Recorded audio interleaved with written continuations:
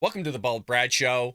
In today's episode, we have updates on Hunter Biden and Joe Biden's business dealings. We also have yesterday's Whtie House press briefing where Karine Jean-Pierre comments on if Joe Biden regrets saying or changes his tune on knowing nothing about Hunter Biden's business dealings. We also have Karine Jean-Pierre talking about immigration and Bidenomics, folks. We got a lot of stuff jam-packed for you. Before we jump into anything, support a true American patriot by hitting that like and subscribe button. Leave us a short, sweet comment down below. The question today is, do you think Joe Biden's going to be impeached? Because we know Lauren Boebert and others have the House impeachment papers ready to go for this guy. Let us know in the comment section below. And also, head over to the description section and get yourself a copy of my book, Trojan Horse, How the Left is Destroying America. Folks, you're seeing what they're doing in real time. They've been doing it for quite some time, which we cover in this book. Get yourself a copy today. And also head over to baldbrad.com. Get yourself some t-shirts.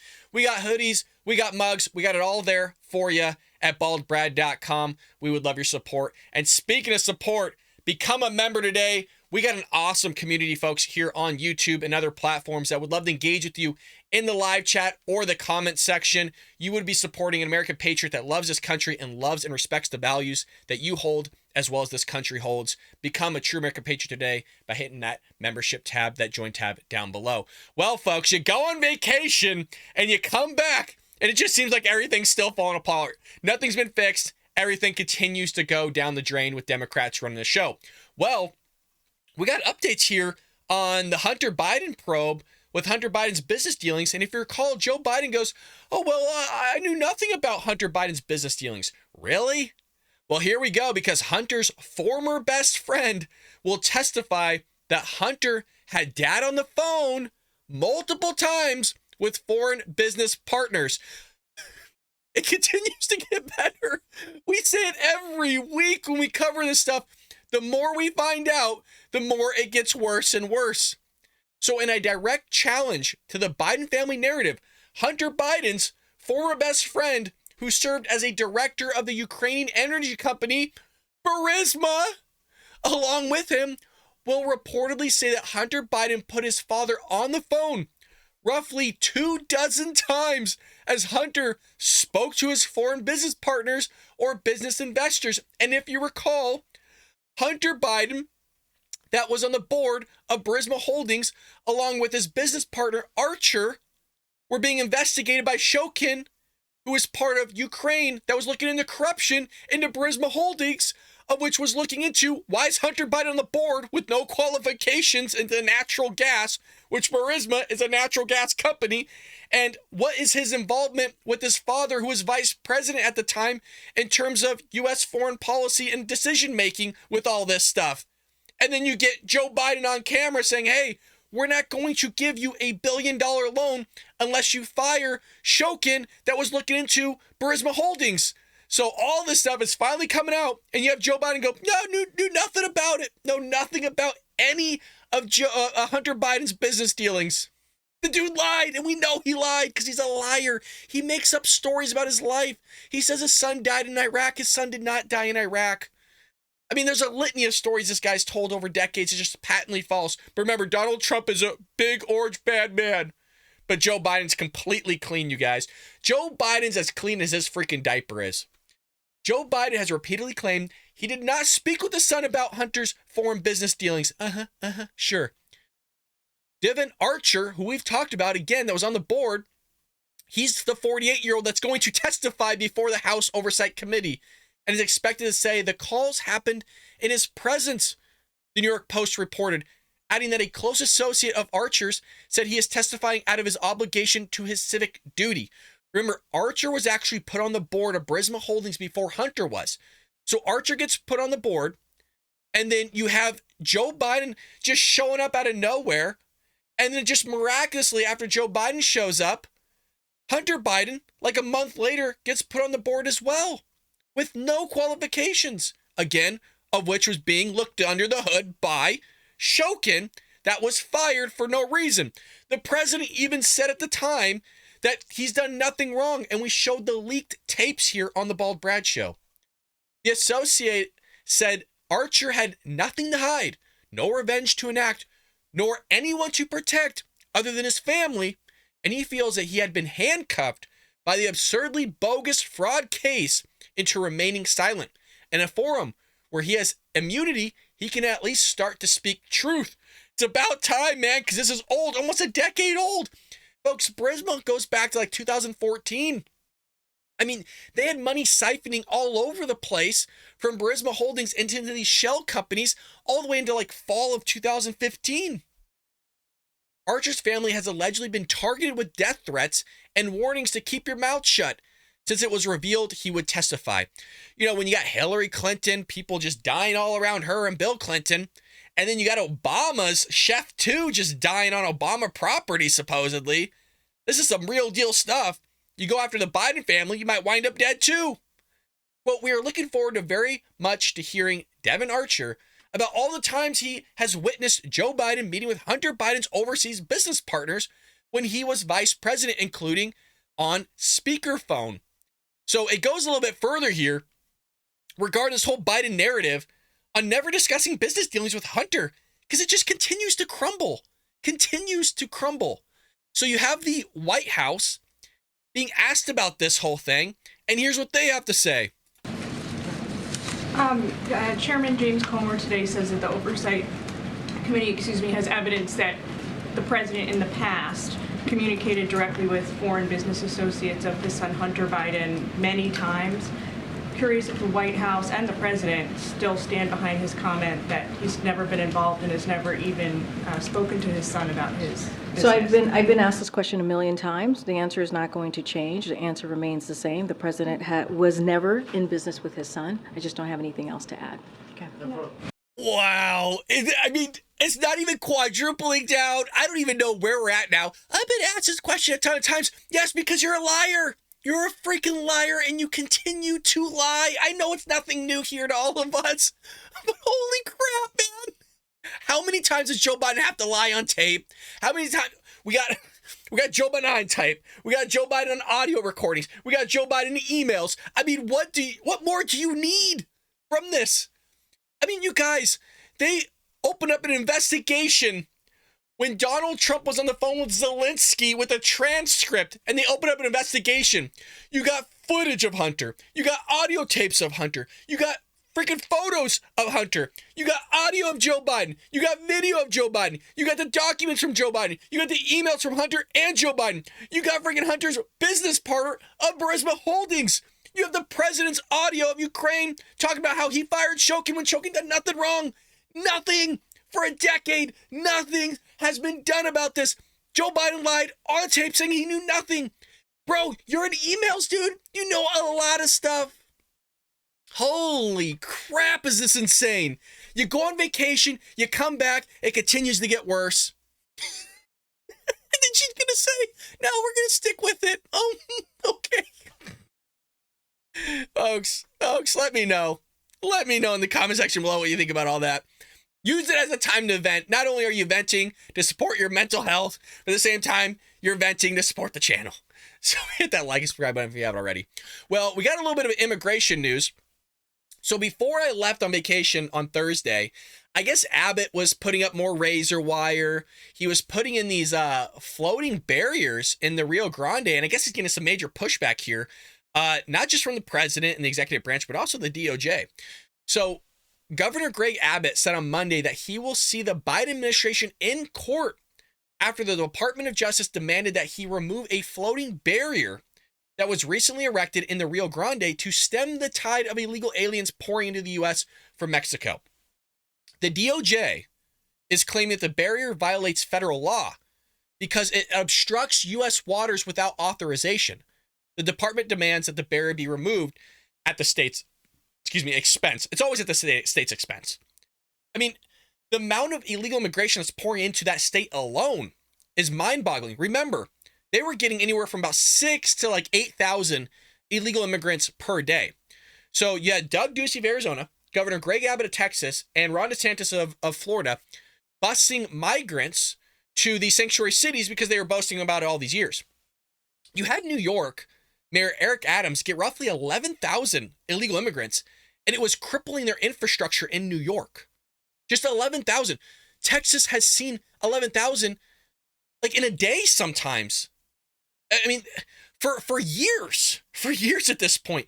New York couldn't even handle 11,000 over the course of a few months, slowly getting these people in. It was crippling their infrastructure, asking for billions of dollars from the federal government. And then now you're going to force Texas to pay for all these things, even though they're being freaking crippled by what the executive branch is causing, which is why Lauren Boebert put forth impeachment papers in the House to impeach Joe Biden because of a dereliction of duty. And I've said time and time again, I'm not for the continuation of constantly going after presidents for impeach him on this, impeach him on that, and this, because it goes both ways, right? Look what they did under Trump. You got Obama, you got Joe Biden.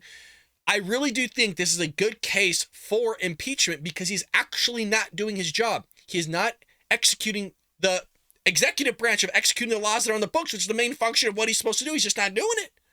So yeah, he should be gone because of that. I mean, amidst of a bunch of other things. But I'd also like to mention that with this illegal immigration, Joe Biden is claiming, it's the Republicans' fault. That this is all created by Donald Trump and the Republicans. And that if they wanted to have courage, if they wanted to have a backbone, they can fix this whole thing. They are trying to fix it, Karine. She's been saying this for a year and a half. That, the Republicans are using it as political pods. If they wanted to figure this out, they could. No. He's trying to figure it out because the implementation that you're doing and your boss, Joe Biden, and Vice President Kamala Harris just aren't cutting it. And the same continuation that's not cutting it from DHS Secretary Alejandro Mayorkas doing a disastrous job at the border as well. Just all fronts right now from that branch, the executive branch, is just terrible. So you got him putting up razor wire. You got him putting up these. So let's backtrack. They're complaining about the razor wire because you have children running into the razor wire, which, how's it anybody's fault? How about you don't go into razor wire? How about that for a thing? But it's always our fault. It's like when a kid or an adult keeps touching something that's hot. Yeah, it's hot. Like, what do you expect from that? Or they cut themselves with a knife. Yeah, it's sharp. No duh. So how about you don't try to go through razor wire? That's an option.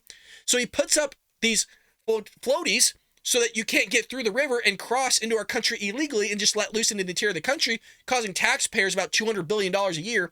So by the time Joe Biden's out of office, that's $1 trillion of your hard-earned money that's going to somebody else to take care of them.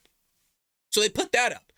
Well, if you go back about a year, you had Arizona or Texas, one of the two, maybe both, originally putting up makeshift border walls with shipping containers. And you know what the Biden administration did? They had the EPA go in the middle of the desert and tell them to take it down because it's not environmentally friendly. You don't have authorization to do that. So they continually try to solve this problem themselves. And what you have is the federal government coming in and telling them they can't do it. So this is creating a big problem for Texas, Arizona, and Florida. And Karine Jean-Pierre was hounded by the press on this. About 3 different reporters gave her questions about this DOJ going after Greg Abbott. And Greg Abbott's like, hey, we'll see you in court. Here's the questions. Here's the response. And on Texas, Governor Abbott has now responded to the administration responded to the Department of Justice's letter saying, Texas will see you in court, Mr. President. Your response, and can you give us a sense of what comes next here, how quickly this may play out? So I'm going to let the Department of Justice speak to this. They've been very clear last week that they also will see Governor Abbott in court for his unlawful actions. We've been very clear about that. And we have also said that, when we move forward with a plan, right? A plan of deterrence, diplomacy, and also enforcement with how we were going to move forward after Title 42 was lifted, we actually saw the numbers go down. We actually saw the president's plan working. And what you see... You guys, this is the spin right now. And they're smart because not a lot of people are paying attention to what's going on with illegal immigration because, quite frankly, it's supposedly one of the top 5 issues that the American people feel serious about, but it's never really being covered here.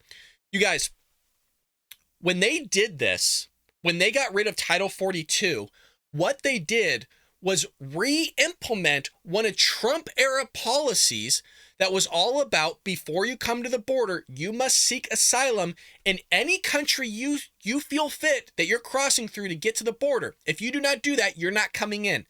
That Trump policy was really helpful, along with Title 42, to sit there and help curb, almost said inflation, immigration. she's taking credit right now for implementing one of Trump era's policies, but making it seem like it's a Biden policy that they implemented. It's a switcheroo, it's a swing, and we're going to sit here and call it out and not let all of us be manipulated like the Democrats and some independents are being. The governor doing is dangerous and unlawful, and it's actually hurting the process. It's hurting the process of what we're trying to do. And instead of wanting to, or undermining, I should say, instead of coming to the table and trying to figure out a way to work together, he continues to do this really cruel, unjust, inhumane ways of moving forward with a system that has been broken for decades. This is a president that has taken action from day one and has continued to show what he can do to help deal with the border situation. But Governor Abbott is not about that, and so the Department of Justice has been very clear. We've been very clear about that. They've been very clear about taking him to court about his unlawful actions. So I'm going to let them speak to it. It's so slimy, guys, right? I mean, this is so corrupt when you have the government coming out and acting like this. Oh, well, it's been broken for decades. Yes, it's been broken for decades. I do agree with that. But you shattered it. And you shattered records. There has been no sitting president in American history that's had these types of numbers. Like, not even close. I mean, Joe Biden was actually beating his own numbers month after month for quite some time. This is wild. And so when you have somebody try to fix the problem, you go after them for trying to fix the problem. And you have to love it too. Democrats had office for 2 years, for 2 long years, and they didn't do anything. As a matter of fact, during those 2 long years, that's when you saw the worst numbers of immigration. So she's going to sit there and try to pin it on Governor Greg Abbott and then take him to court for trying to solve a problem which they exacerbated? Wild. Well, it continues here. Thanks, Karine. You're talking about these unlawful actions, and the letter very clearly spells out all the ways in which the governor has broken the law. What is preventing the federal government from removing the river barriers? Why is this a legal matter? Well, first I'm going to let the Department of Justice speak to this. And look, the governor's action is making it difficult to access the river, patrol the area. That's what he's doing. And arrest individuals who attempt to enter the country unlawfully. That's what his actions is actually preventing. And so those are unlawful. Those are unlawful actions that are not helpful and is undermining what the president has put forward and is trying to do. That's what we're seeing. But I'm going to let the Department of Justice speak to the legalese piece of this, and they will certainly speak more in detail about how they see themselves moving forward. And I understand that, but I mean, if the barriers are, unlawfully there in the river, why not instruct the Army Corps of Engineers to move them? I'm not going to speak to what's going to be instructed of the Army Corps engineers. What we're speaking to is the unlawful actions that the governor is taking and how the Department of Justice is going to move forward. Anything related to that, certainly I would refer you to Homeland Security specifically. And then just a quick one on private. It's wild, and we see it time and time again, where this administration talk to the DOJ, talk to the White House counsel, talk to this person, talk to Homeland Security. We're talking to you because we want to know what the president's thoughts are, what's the president's actions, what policies is he implementing. I mean, we don't get anything from this, and it's wild that she still has a job. I know I mention this all the time, you guys. This is the White House.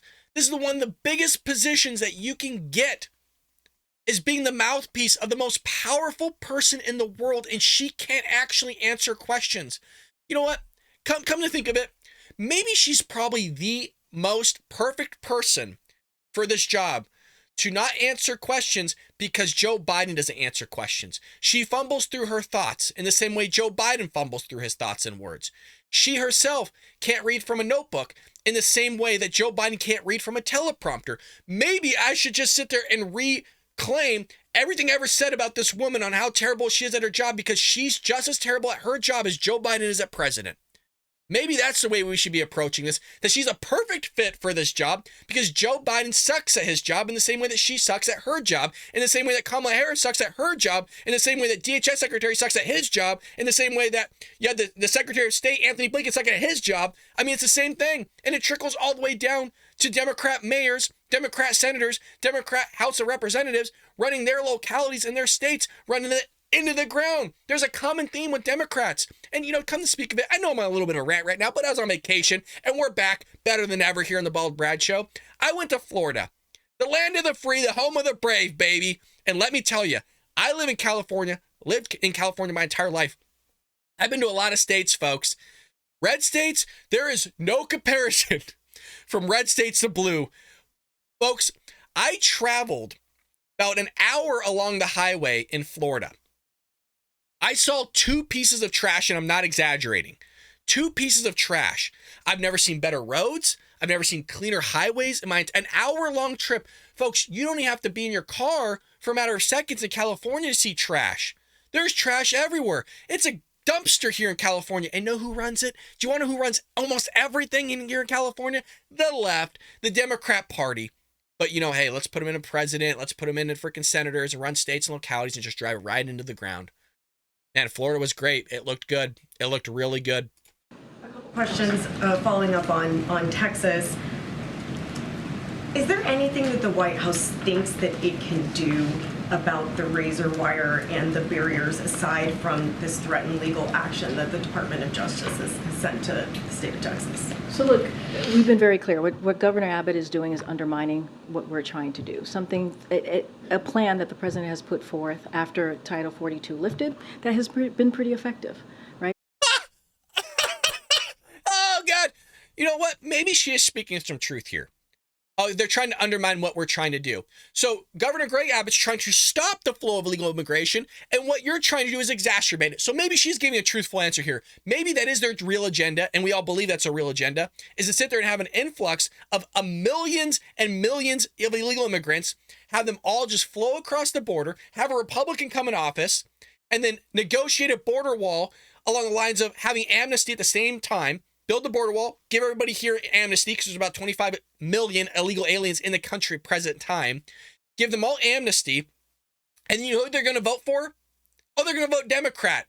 Because immigrants, regardless of whether you're illegal or not, you tend to vote Democrat in your first round of voting. And then that will kind of continue along the lines because they feel as if they owe something to the Democrat Party because the Democrat Party gave them citizenship by coming here illegally. We've seen the numbers of unlawful entry go down. That's what the data shows, and he continues to undermine that. And so, Department of Justice is the place to go, right? This is a legal issue, and they're going to deal with this, and we'll let them speak to this more directly. Two other quick things on this. So the letter, one of the things that Governor Abbott said was that the president's open border policies are encouraging migrants to risk their lives by crossing illegally through the water instead of safely and legally at a port of entry. He said that it's been under your watch that migrants have suffered an unprecedented crisis of inhumanity. What is the White House's response to that part of the letter? But Governor Abbott he's not moving forward in good faith. He's just not.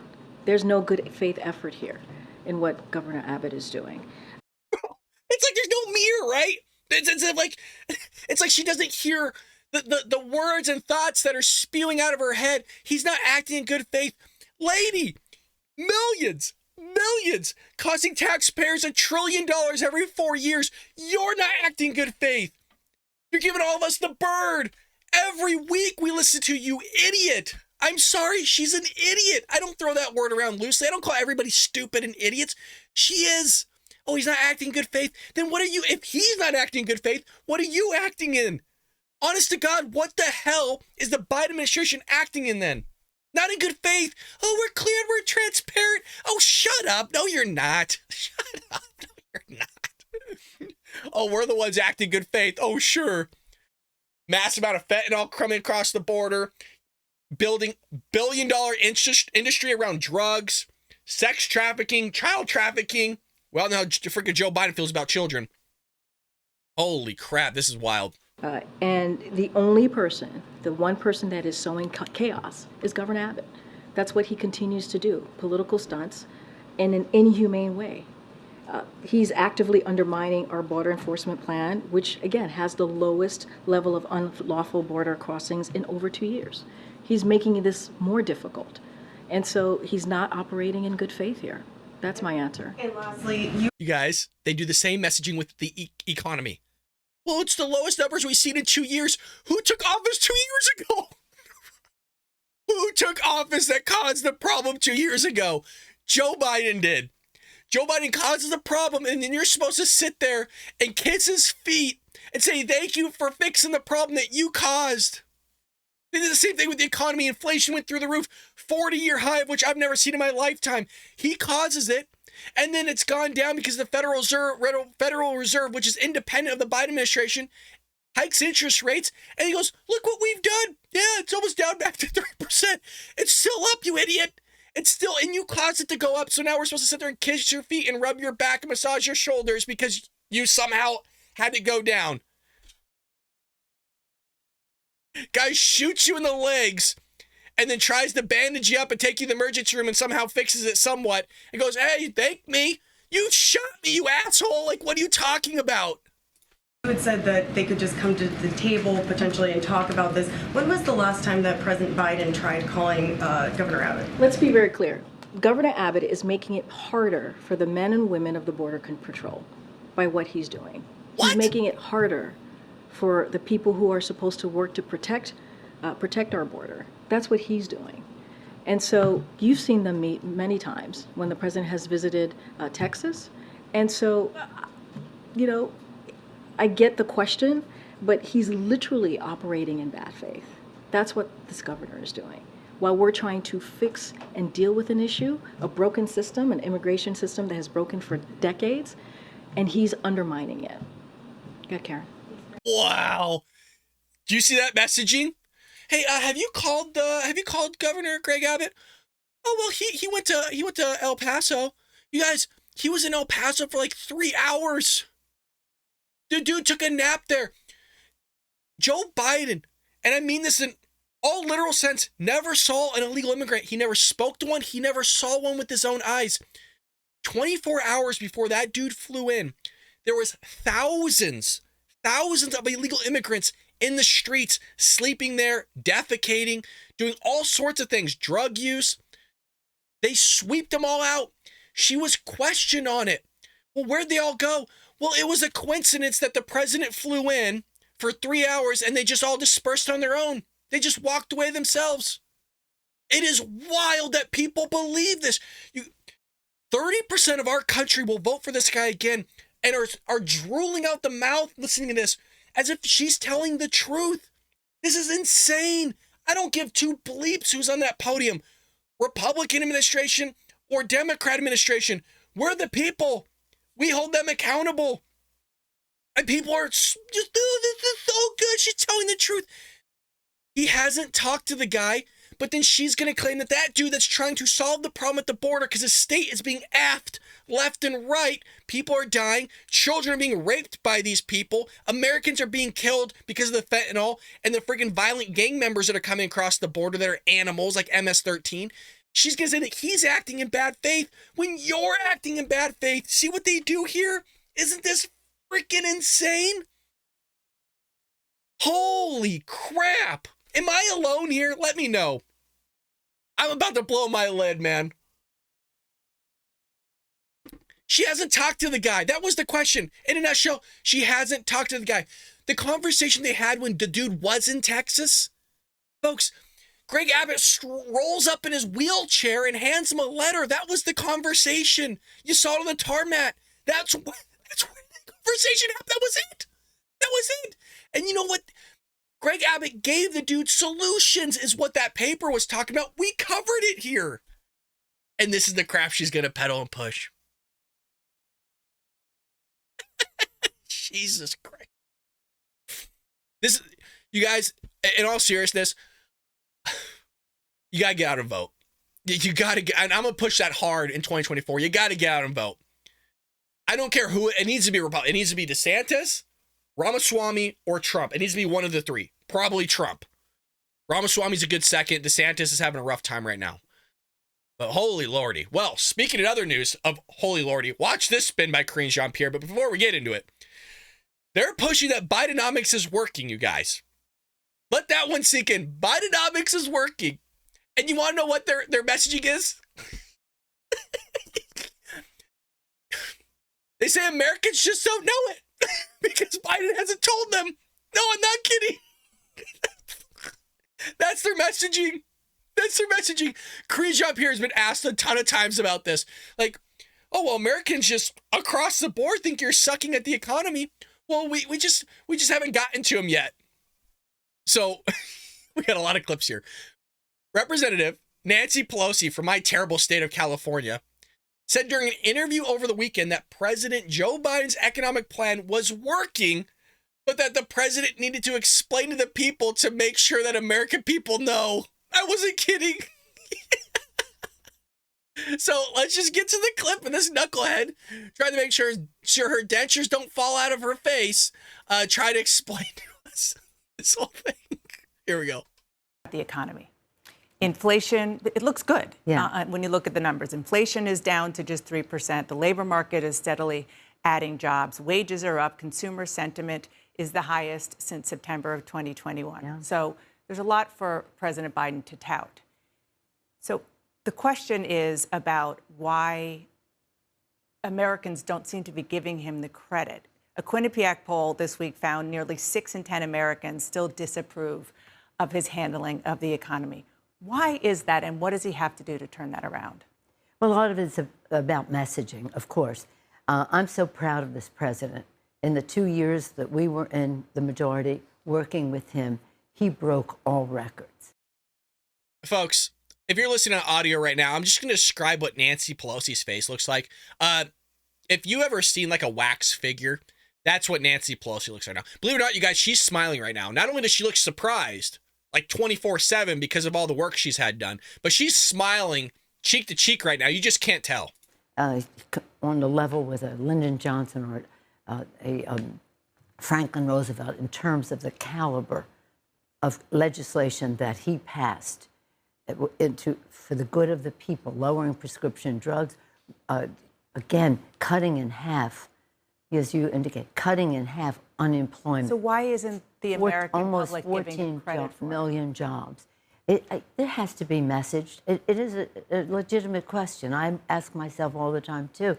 This president did such a remarkable job. He is a person of such knowledge, such vision for the country, such knowledge of the issues, such strategic thinking, and such a legislator. And on top of it all, a person who connects with the American people. He just has to get out there. It's a busy job being president. I can say that as being speaker. You're doing your work, but he's just going to have to make sure the American people know at that kitchen table what this means to them in terms of jobs and pay, reducing inflation, as you indicated, lowest in the whole Western world. Folks, they think you're idiots. Actions speak louder than words. People are able to tell when the economy's doing well because they feel it. They have more money in their pocket, and more money means more spending. More money means paying down your loans. More money means a lot of things, but that's not what's happening here. That's why they keep telling you the lie that real wages are up. Oh, well, real wages are just through the roof. No, they're not. Real wages are down. That lady there, was it Dana Bausch or whatever the hell her name is, was sitting there cherry picking data for the Biden administration. Which, you know, again, should we expect anything different from them? No. Well, Joe Biden has been out and about talking about the rebound of the U.S. economy and the wins so-called Bidenomics is creating for America. He didn't know about Bidenomics. He found out about it by watching TV. No shit. Not kidding. Literally was stated by some people. He knew nothing about it. He didn't know Bidenomics. So television economic pundits did cartwheels earlier this month, as you just also shown from Nancy Pelosi, as new inflation data showed the June consumer price index had fallen about 3%, with core CPI up 4.8%. This was from the Bureau of Labor Statistics. While this is good news for Americans, these numbers do not tell the entire story, nor do they reflect the struggle that Americans are feeling every single day. So to begin with, one must remember, folks, that the CPI measures year-over-year inflation, meaning that June numbers of 3% was 3% higher than the number of June of last year. So they're boasting, oh, look at us. We're still screwing you over. We're still 3% higher than we were last year. Forgotten by most of the talking heads on television, like the idiot Dana Bausch we just saw, is that June 2022 CPI was 9.1%, meaning that prices now, on average, are 12.1% higher than they were just 2 years ago. He's reaming you in the rear, and he's saying, make sure you tell me thank you. Are you feeling it? Is it deep enough? This means that in 2023, a family with an income of $100,000 had the purchasing power of a family just making under $88,000 2 years previously. Boy, are you getting screwed, but make sure you tell Joe Biden thank you. Write that handwritten letter. Make sure you slide it all along, seal that bad boy up, and send it to the president. Oh, he'll read it. Oh, he'll read it. There's financial danger lurking as credit card debt increases. Now, if people are doing so well, like we heard from Karine Jean-Pierre, that people just feel great about their personal finances, and people have so much money, why the heck are they putting everything on a credit card? Why are they financing everything if they have the money and the economy's doing so great? Well, high interest rates preclude the purchase of homes and cars, and consumers are having a hard time obtaining credit. Credit card debt reached a record high of almost $1 trillion in early June of 2023, at a time when the average credit card interest rate topped 24%, but everything's doing great, you guys. Oh, everything's doing fine. The credit card interest rate will almost continually rise later this month, as the Federal Reserve is expected to increase interest rates once again, which is going to stagnate the economy, obviously. But the economy's doing, Bidenomics is doing well, you guys. Oh, you haven't lost any of your retirement money. Corporations are doing great. Corporations are doing fine, which is why Disney's laying off thousands of employees, McDonald's is laying off thousands of employees, Amazon's laying off thousands of employees, Microsoft's laying off thousands of employees. Everything's fine, you guys. Oh, everything's great. Some pundits believe that increasing credit card debt is a sign that people believe the economy is strong. Stop! And that they're comfortable taking out additional debt.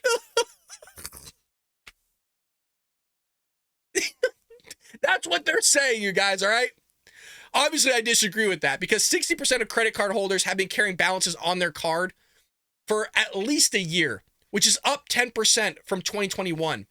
You also have almost 60% of Americans who earn less than $50,000 a year carry a credit card balance from month to month.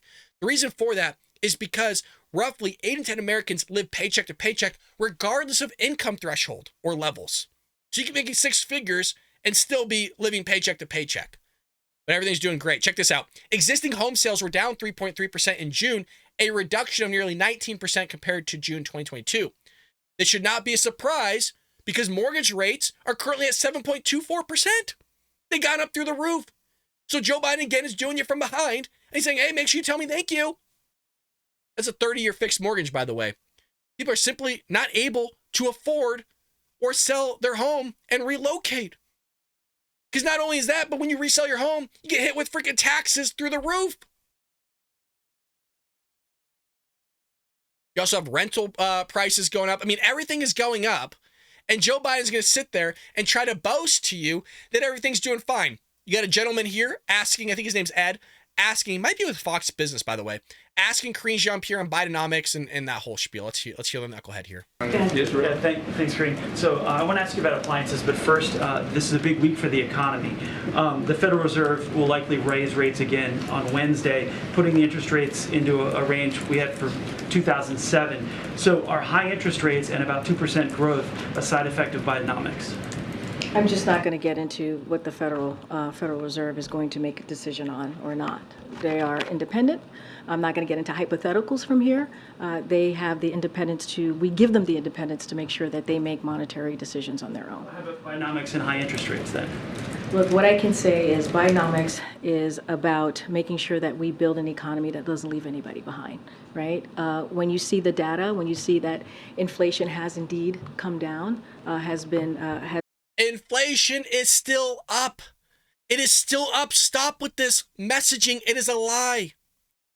Has come down the last 12 months, and that's important. That's what the data has showed. The data shows it's up 3%. You're a liar. We just covered it. Year over year, it is up 3%, and you're telling people it is down. It is not down. Is important, and also while wages are going up. And so this is Bidenomics at work. This is what the president, this is the president's policies, making sure, again, that we build an economy from the bottom up, middle out. I'm not going to get into the Federal Reserve, the decision that they may or may not make. That is up to them. They are independent. On appliances, so from this administration, we've seen them go after gas stoves, air conditioning units with regulation, refrigerators, washing machines, dishwashers, now water heaters. How many more home appliances will Americans eventually have to replace then because of regulations? So just No, they're going to run out of home appliance. That's the agenda here. Is just to ream you on every level and every front. Just to be clear, when it comes to water heaters, and it is proposed, what has been put forward, and if it is enacted, it would not take it into effect until 2029. So let's not forget. Oh, do you feel assured? Well, it's not going to take effect for like another 5-6 years. Okay, you're still going to screw me. At that. So we want to make sure that we have the facts out there. And if and when it is enacted, it's going to help consumers save about $11 billion a year. That's what the president wants to do. He wants to make sure that we lower costs for the American people. That's why the Inflation Reduction Act is so important, right? Because it's going to provide up to $2,000 in credit as it relates to energy. So those are the things that the president is focused on. But again, if enacted, it wouldn't be enacted until 2029. And if it is enacted, to add to that, consumers would save $11 billion a year. So don't believe any of that. Toaster is safe.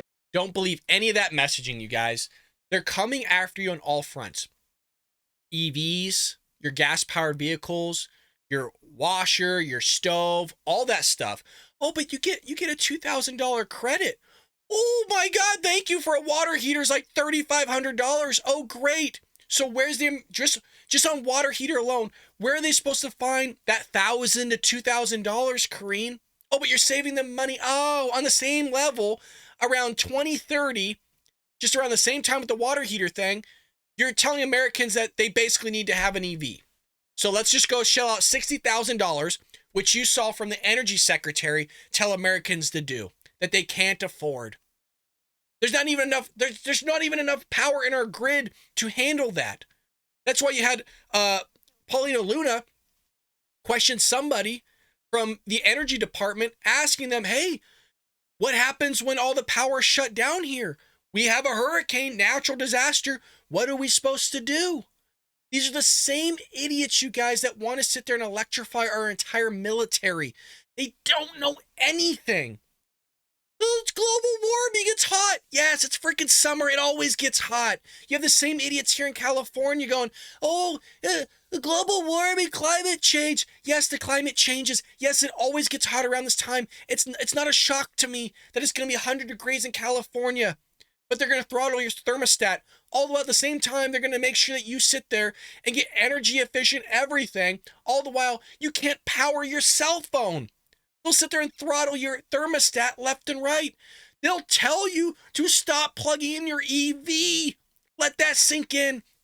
God, these people are idiots, and they run the show.